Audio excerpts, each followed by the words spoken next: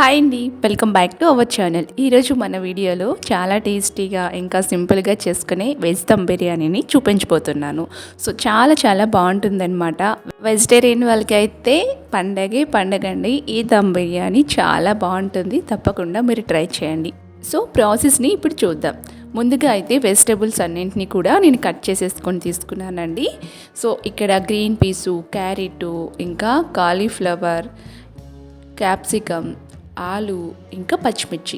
So నేనైతే ఈ vegetables తీసుకున్నాను. మీకు ఏవి అవైలబుల్గా ఉంటే ఆ వెజిటేబుల్స్ని మీరు తీసేసుకోండి.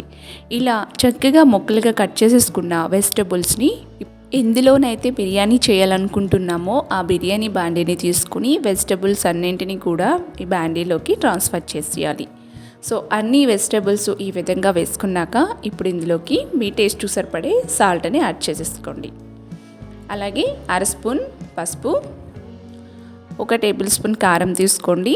సో ఎందుకంటే ముందుగా మనం పచ్చిమిర్చి వేసుకున్నాం కాబట్టి కారం అనేది చూసుకుంటూ వేసుకోండి. అలాగే మిరియాలు 4-5, లవంగాలు 5-6, బడే ఇలాచీ 1, నార్మల్ ఇలాచీలు ఉంటే 2 వేసుకోండి.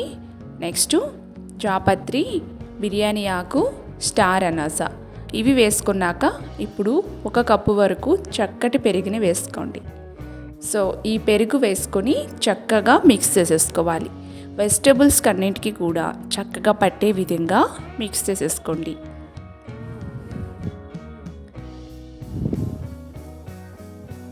ఇలా మిక్స్ చేసేసుకున్నాక ఇప్పుడు ఇందులోకి కొంచెం ధనియా పౌడర్ అంటే 1 అర స్పూన్ ధనియా పౌడర్, జీరా పౌడర్ 1 అర టేబుల్ స్పూన్ వేసుకోవాలి.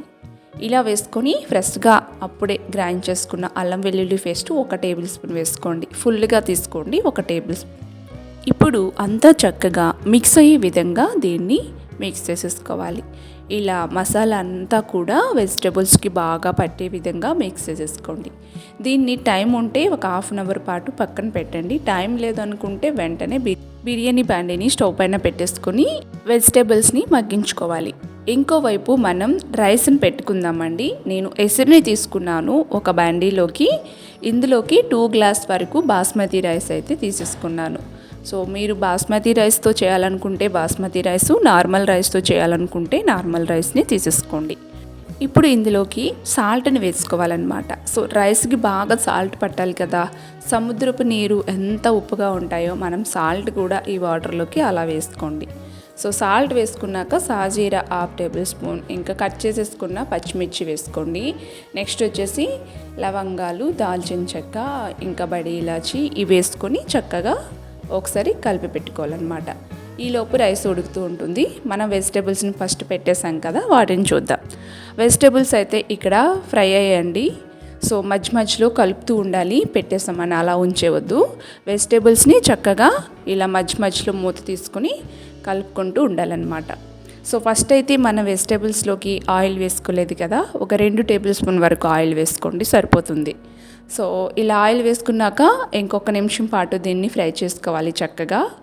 ఇలా ఫ్రై చేసుకున్నాక వెజిటేబుల్స్ అయితే నార్మల్గా అయితే కుక్ అయ్యాయి కదా. సో ఇప్పుడు 1/2 గ్లాస్ వరకు వాటర్ వేసుకోవాలి. సో మరీ వాటర్ వేయకుండా వెజిటేబుల్స్ని మనం మరీ కుక్ చేయలేం కాబట్టి 1/2 గ్లాస్ వరకు వాటర్ వేసుకోండి. వెజిటేబుల్స్ అయితే చక్కగా ఉడుకుతాయి. ఇంకో సైడ్ మనం రైస్ పెట్టుకున్నాం కదా, ఈ రైస్ అయితే మనకి 70% అయితే బాయిల్ అయిపోయిందనమాట. సో ఇలా కుక్ చేసుకున్న రైస్ని వెజిటేబుల్స్ కూడా ఇక్కడ బాయిల్ అయిపోయి రైస్ కూడా బాయిల్ అయిపోయిందనమాట. ఇప్పుడు ఏంటంటే రైస్లో ఉండే వాటర్ని డ్రైన్ అవుట్ చేసేయాలి. ఒక స్ట్రైనర్లోకి వేసేసి డ్రైన్ అవుట్ చేసేసి మనం ఉడికించుకున్న ఈ వెజిటేబుల్స్లోకి ఇప్పుడు రైస్ని లేయర్స్ లాగా వేసేసుకోవటమే. నేను వీడియో క్లిప్లో చూపిస్తున్న విధంగా వాటర్ ఏం లేకుండా ఇలా లేయర్స్లా వేసేసుకోవాలి. ఎంతవరకు రైస్ వస్తే అంతవరకు వేసుకోండి. మనం ఉడికించుకున్న గంజి ఉంటుంది కదా, దాన్ని పైనుంచి ఒక చిన్న గ్లాస్ వరకు వేసుకోండి. సో ఇలా వేసుకోవటం వల్ల అడుగున మనకి వెజిటేబుల్స్ ఉంటాయి కదా, అవి మాడిపోకుండా చక్కగా దమ్ అవుతాయి అన్నమాట. నెక్స్ట్ వచ్చేసి మీ దగ్గర ఫుడ్ కలర్ ఉంటే ఫుడ్ కలర్, లేదంటే సాఫ్రాన్ వాటర్ ఉంటే సాఫ్రాన్ వాటర్ని పైన ఇలా వేసుకోండి. అవేవి నా దగ్గర లేకపోవడంతో నేను కొంచెం వాటర్లో పసుపు కలిపేసి ఈ విధంగా వేసాను అనమాట. నెక్స్ట్ పైనుంచి కొంచెం గరం మసాలాని కొంచెం స్ప్రింకిల్ చేయండి, ధనియా పౌడర్ని చేయండి. సో అలా చేసుకున్నాక మూత పెట్టేసి దీనిపైన ఒక వాటర్తో ఒక గిన్నె పెట్టేసేయండి. దమ్ అవుతుంది చక్కగా. ఒక 15 మినిట్స్ పాటు అలా ఉంచేసేయండి. 15 మినిట్స్ తర్వాత నేను ఇప్పుడు తీసి చూపిస్తాను. చాలా చక్కగా దమ్ అయిందనమాట. బిర్యానీ పొడి పొడిలాడుతూ చాలా బాగా వచ్చింది. సో మీరు ఇందులోకి ఫ్రైడ్ ఆనియన్స్, ఇంకా కొత్తిమీర, పుదీనా వేయాలనుకున్నా సరే వేసేసుకోవచ్చు. పైన వేసుకొని దమ్ చేసుకున్నారంటే చాలా బాగుంటుంది. సో నేను అవేమీ వేయకుండానే చేశానన్నమాట. వెజిటేబుల్స్ ఇంకా బిర్యానీ చాలా టేస్టీగా చాలా బాగుంది. తప్పకుండా మీరు ట్రై చేయండి. ట్రై చేశాక మీ ఫీడ్బ్యాక్ని నాతో షేర్ చేసుకోవడం మర్చిపోవద్దు. అలాగే వీడియో నచ్చితే లైక్ చేసి షేర్ చేసి మరెన్నో టేస్టీ వెరైటీ రెసిపీస్ కోసం నా ఛానల్ని సబ్స్క్రైబ్ చేసుకోండి. Thank you.